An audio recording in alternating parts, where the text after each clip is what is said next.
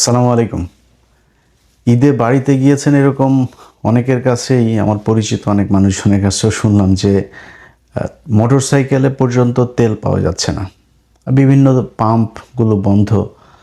আমার নিজেরও আমার আমার ফ্যামিলির কাছে শুনলাম যে এরা ঈদে গাড়ি নিয়ে ঘুরতেও যেতে পারেনি। বিভিন্ন পাম্পে পাম্পে নাকি আপনার দড়ি দিয়ে তারপরে আপনার পাম্প বন্ধ করে রাখা হয়েছে বিভিন্ন জায়গায়।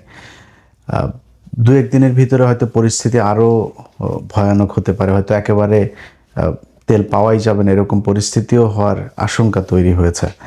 তো আমি জানি না আপনারা যারা ঈদে বাড়িতে গিয়েছেন তারা বলতে পারবেন আপনার এলাকার খবর। আমি যতটুকু শুনেছি যে তেলের প্রচণ্ড সংকট আছে এবং তেল পাম্পগুলো বেশিরভাগ বন্ধ, সেখানে কোনো তেল পাওয়া যাচ্ছে না একেবারেই। এখন ধরেন এই ভিডিওতে কথাগুলো বলছি, বিএনপি ক্ষমতায় এসছে মাত্র ধরেন 1.5 মাস হলো। তো এদেরকে মানে দায় দেওয়ার জন্য বা এদেরকে দোষ দেওয়ার জন্য, এদের কারণে এরকম হচ্ছে এরকম কিছু বলার জন্য না, বরং বিএনপি এটা নিজেদের ঘাড়ে তারপরে নিয়ে তারা বোঝানোর চেষ্টা করছে যে তারা সব দায়িত্ব বিশাল আকারে পালন করছে।